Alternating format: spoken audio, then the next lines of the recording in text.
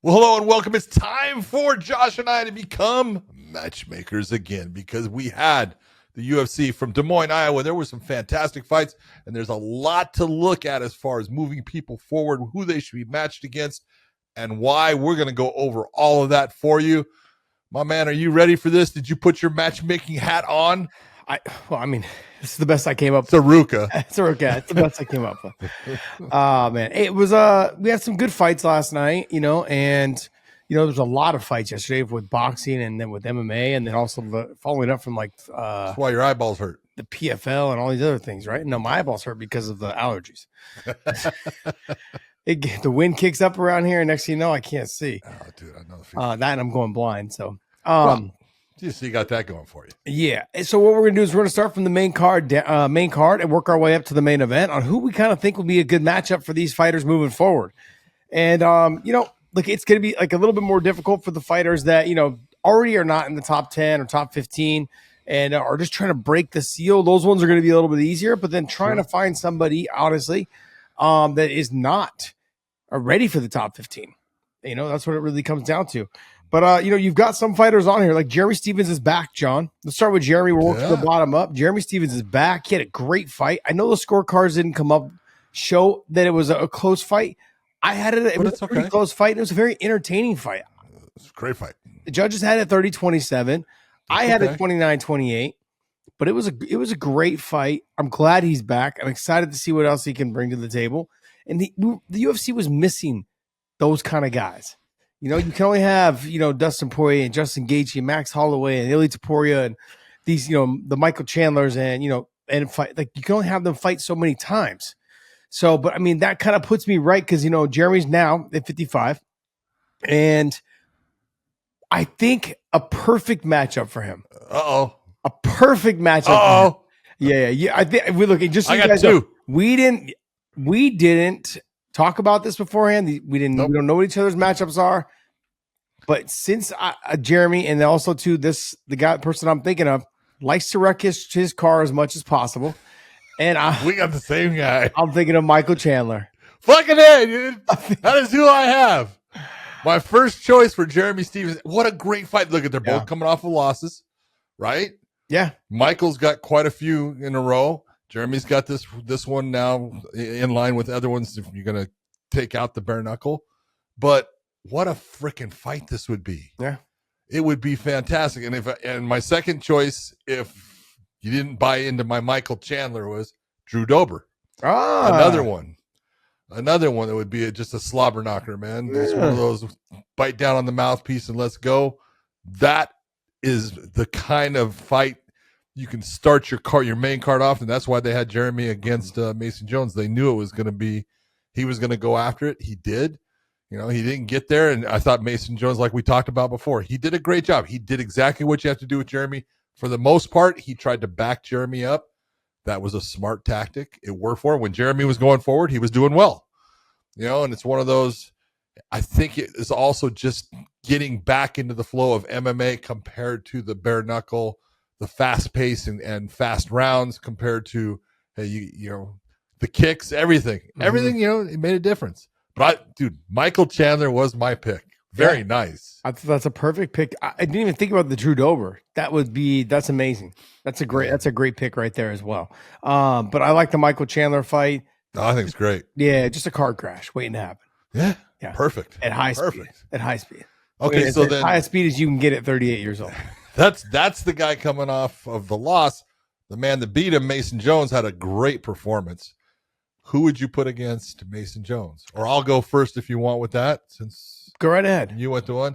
I have two, and it's an either or based upon availability or what it would be. But there was a guy that we used to watch in Bellator for a while, and they got rid of him, and it was like, why? He was winning. Mm-hmm. But Charlie Campbell is a great matchup for Mason Jones. He is aggressive, kicks, punches, he stands, he bites down on the mouthpiece. It would be a freaking war between those two. And if it wasn't Charlie Campbell, I would say Mateus Rebecki. Okay.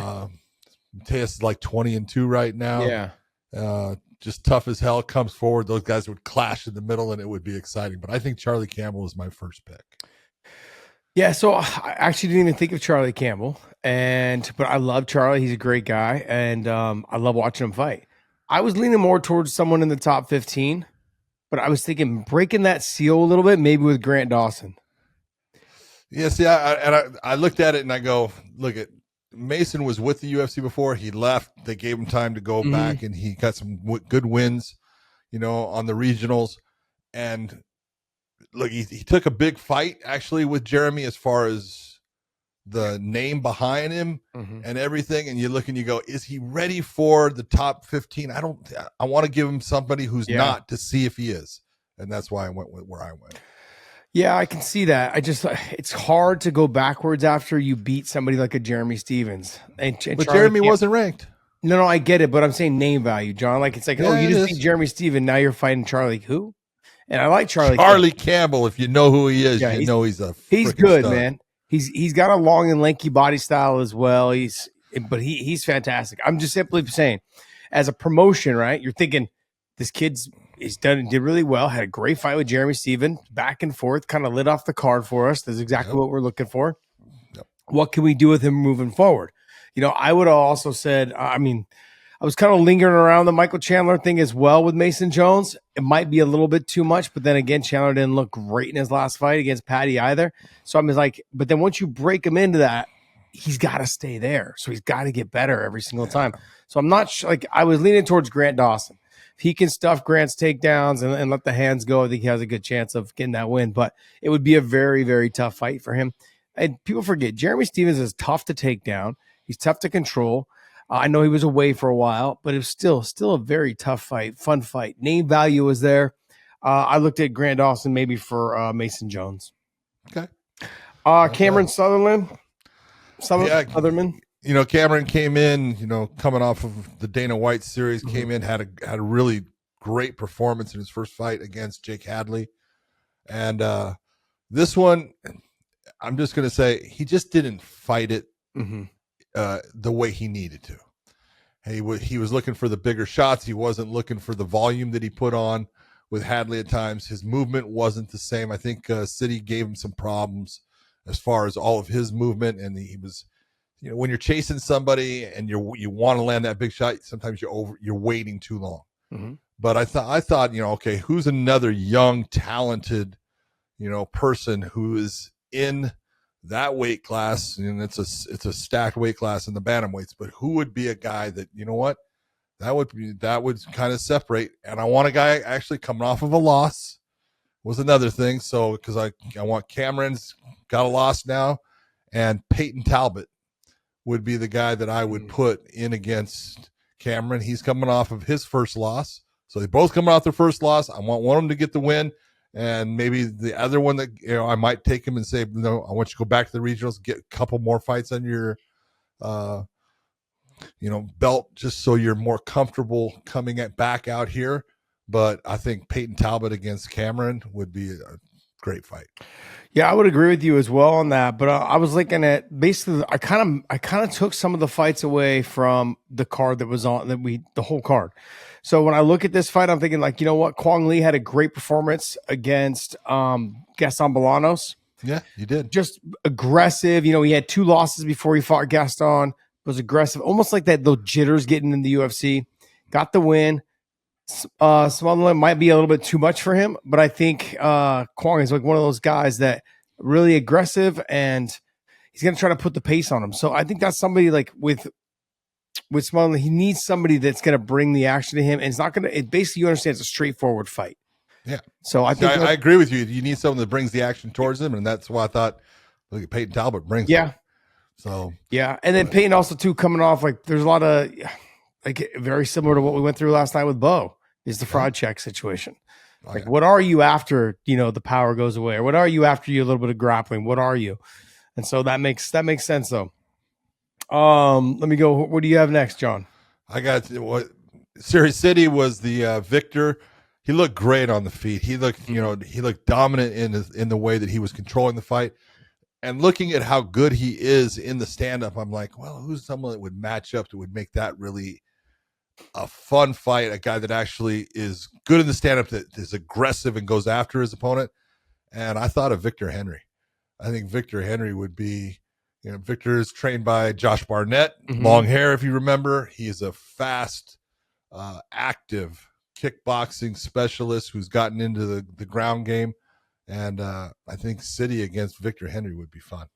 So what I did was I took, because remember, Daniel Marcos was there. He lost, came up short. Siri Sidey was there as well. He gets the win. But there's a lot more hype around Marcos than there was around Sidey. And so, look, I would take both of them. I would take Sidey over Marcos, and I'd say, hey, let's go ahead and just mash these guys up, because Marcos had all the hype going into this card last night. Well, he was undefeated going into it. Yeah, but there was a couple of guys undefeated that were beaten. Cameron's. It didn't go his way, though. And so what I'm thinking, like, hey, if we've got all this marketing behind this guy, Marcos, let's see if Sidey can steal some of that with the win. And if he can't, we get Marcos back on track. Both of them fought around the same side. Really no reason to overcomplicate this when you're trying to get these guys matched up. It just seems like a good fight to make. And then, you have Montel Jackson right there at the top. I think you push him. I know he's already at like number 15, I think, right now. I think you push him up just a tiny bit. He showed that he's also not ready for that next full level. But, one or two spots up, I think, against Marcus McGee. I looked at Marcus McGee for him, and I think that's a good fight. It really would be. But I went with someone that, we talked about Montel and some of the things that he was doing in that fight. And I'm going to see if he's going to be smart enough to go and look at the things, because sometimes when you get a win, you don't look and everything's good. We're going to stay right on track. Well, there's always something to learn from that fight. And I picked for Montel Jackson, Rob Font. Stand-up fight. Rob's good with his defense now as far as the grappling, and Montel tried to take him down. It would be a lot of work. Font on the feet is good, and he would expose Montel if he made some of the same mistakes as far as sticking his chin out at times. So that was my pick. You're trying to get this dude killed. I am not trying. Jeez, John. I'm trying to be reasonable over here. Hold on. Rob, I think what's Rob? Like 11? What do you mean 11? Yeah, I agree with you, but like Montel's not ready for Rob. Rob's just technical. Hold it. Montel Jackson was at 15. You say move up a couple spots. We'll say that puts him at 13, and I'm picking a guy at number 11. What's Rob at? John, sometimes they're not ready to make those kind of jumps. The other thing too is that like he's at 15. I gave him number 13, McGee. You jumped him all the way up to number 8. Is Rob at 8? Okay, it's number 8. John. Yeah, I'm going full blast. Yeah, I mean, they say you never should go full retard. Don't go full tard. Huh? That's awesome. Look, my only concern with putting him there is, let's just say he does beat Rob, he's stuck, and then all the other fights beyond that, he's just not ready for the next level. Like he's ready, I think, to make slow baby steps. That's just my personal opinion. I'm not digging on you at all about the pick. But no, it's not. That's trying to get poor Montel Jackson killed. I'm not trying to get Montel Jackson. Hey, you're moving up. You got to start going. Explain that to his kids, man. I don't know if he has any, but geez, man, what are you trying to do to their dad? That's true. All right, Ponzinibbio. Santiago's in that position. I'm gonna have to start to, if he wants to continue on in his career, he's 38 years of age. I got to start making it to where other people are starting to gain something off of, what we're doing here, and helping them get, that name. If they can get past him, is, kind of a gatekeeper type of situation. So I took Ponzinibbio and I put him against Themba Garimbo. Good stand up, very athletic, not incredibly technical as far as things. So kind of matches, it's not saying that Ponzinibbio is going to lose. I'm not putting Ponzinibbio against someone that I think, this is the young upcoming. This is a guy that's got a lot of potential, but he's got some holes.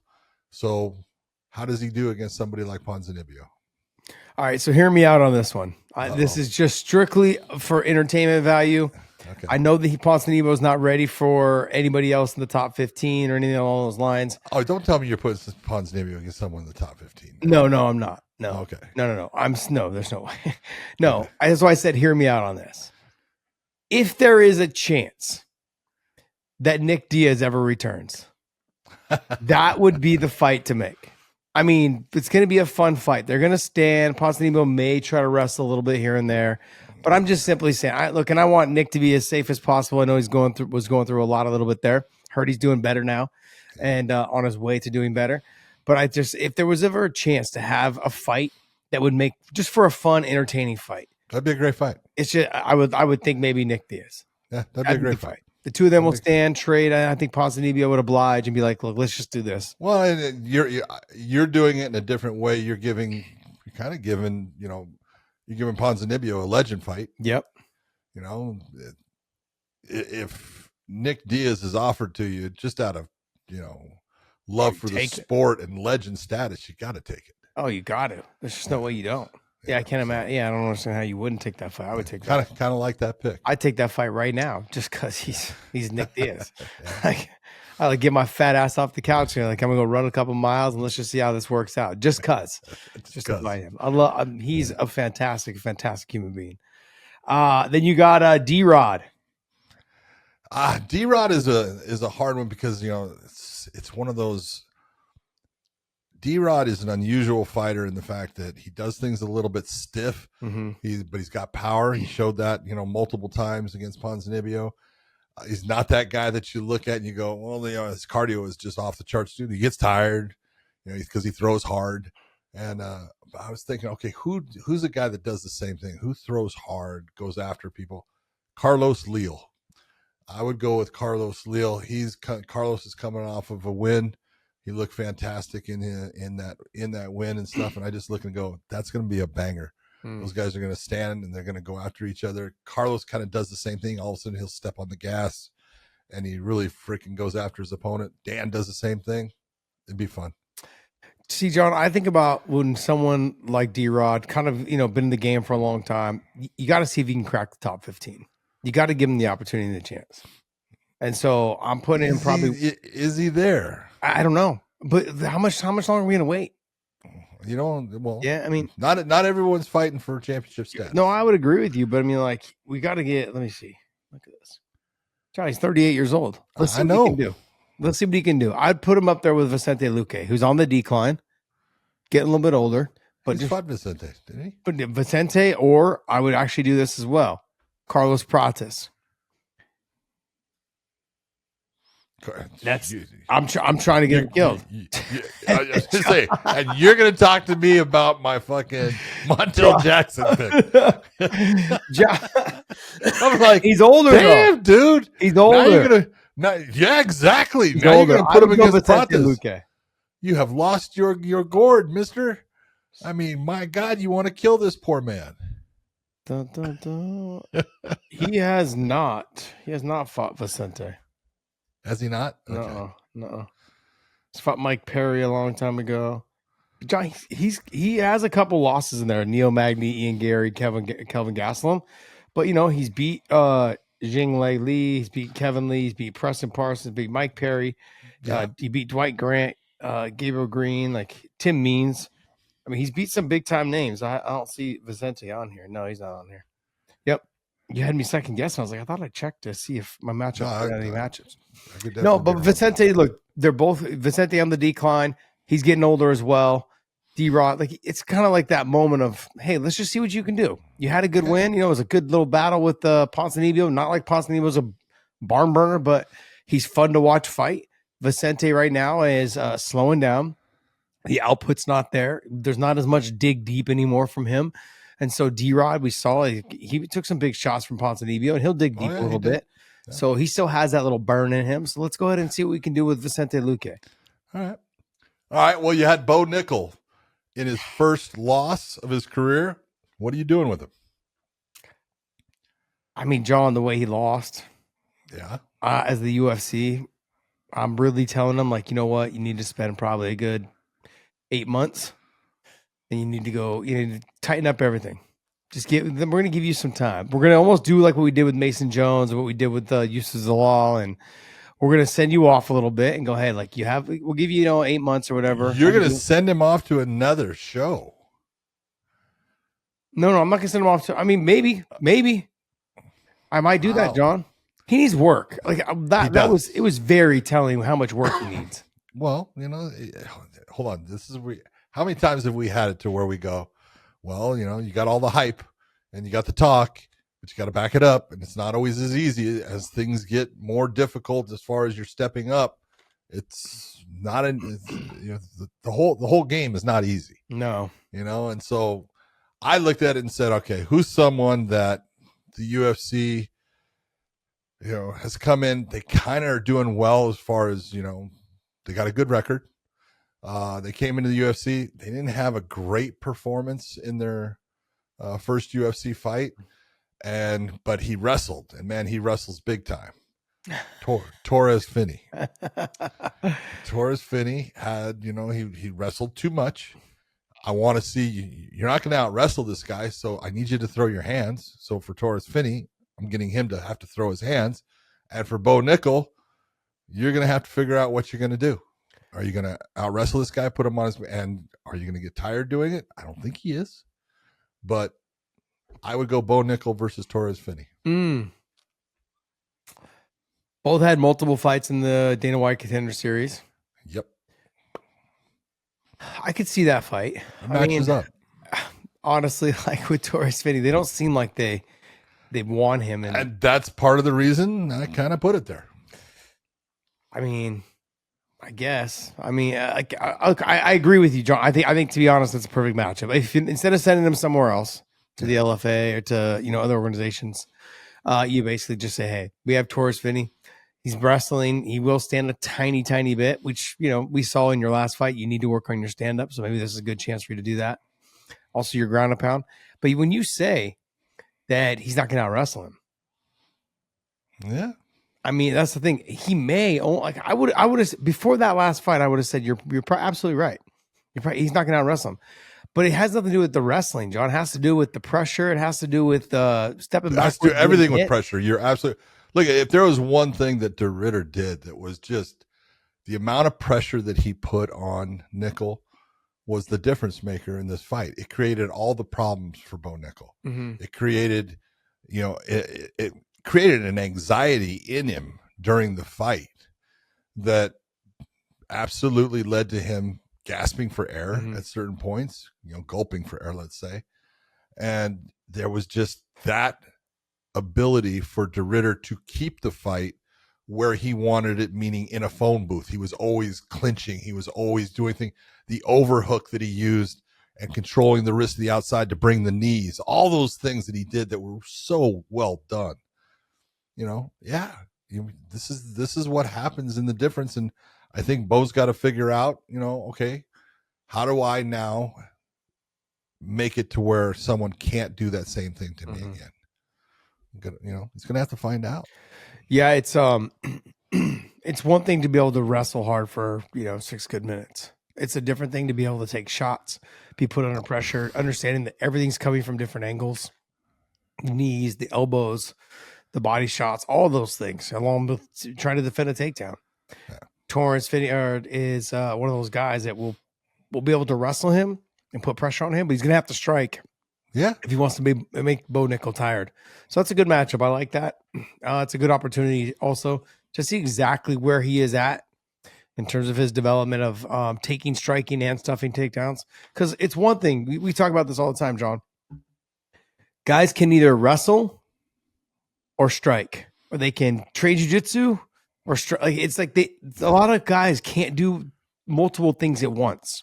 They don't know, their brain doesn't work that way, or it just takes them forever to figure it out. Like the guys that they're either striking, like there's the Michael Chandler, right? He stands and he can bang. Yep. But then he doesn't mix in his wrestling at all. He's either wrestling all the time or he's striking. There's no two things. Now, ground and pound, he's one of the best.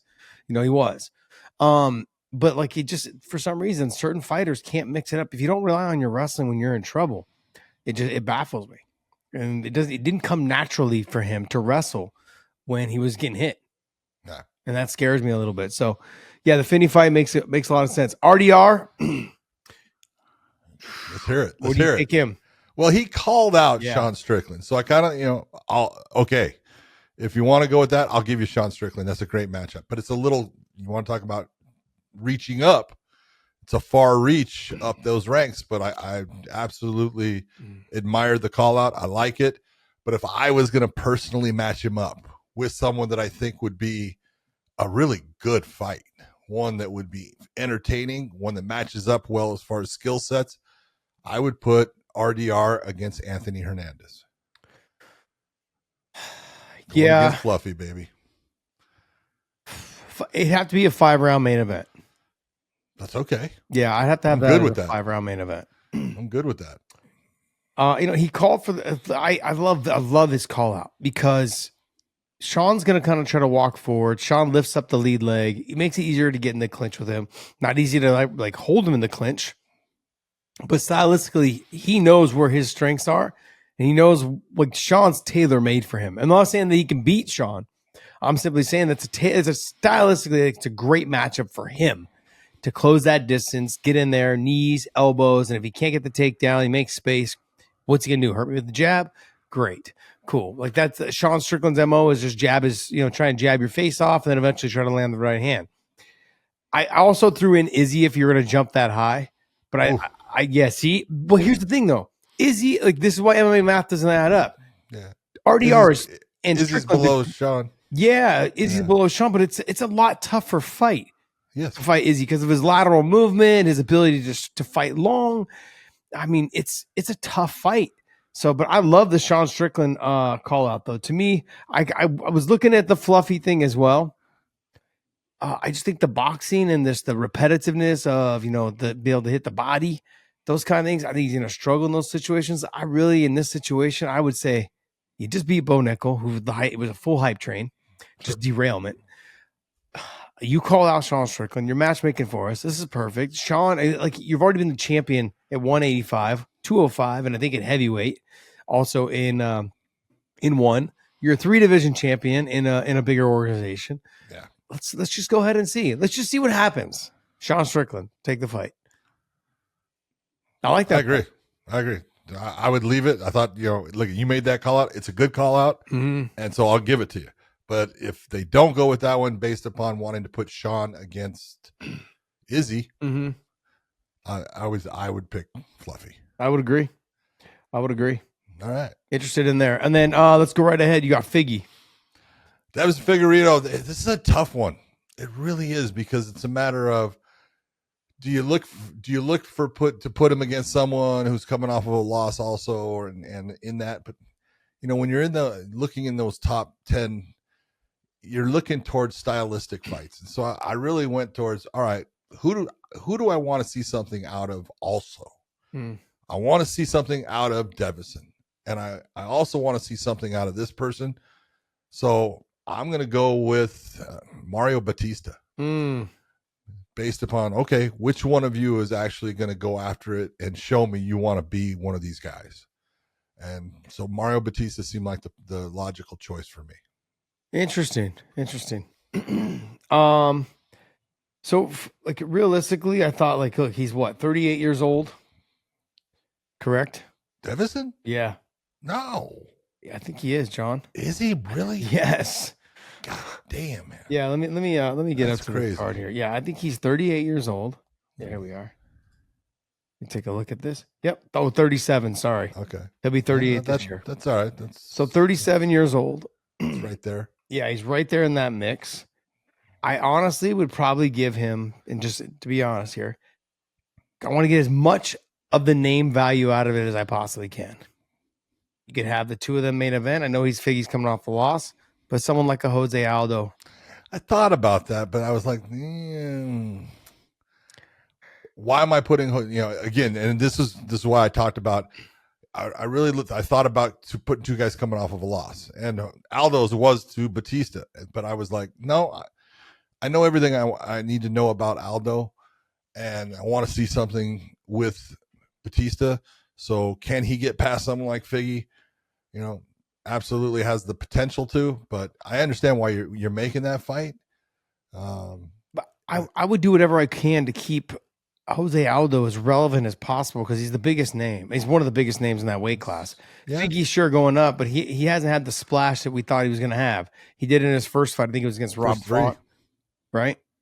His first fight in that division was against who was it? Yeah, Rob Font. He gets a win over Rob Font, gets a win over Cody Garbrandt, gets a win over Marlon Vera, and then he loses to Peter. Oh wait, Figgy. And then he loses to Peter Yan and Cory Sandhagen. Yeah. So I mean, I would say like you want to try to keep Jose Aldo as relevant as possible. I look at trying to keep. He's a big name every time. It doesn't matter if he's on the card. I'm trying to watch the fight. Yeah, I'm just a fan. Yeah, I'm an old head though too. So I mean, that's some of it. What the funny part is, Aldo's actually the younger fighter then.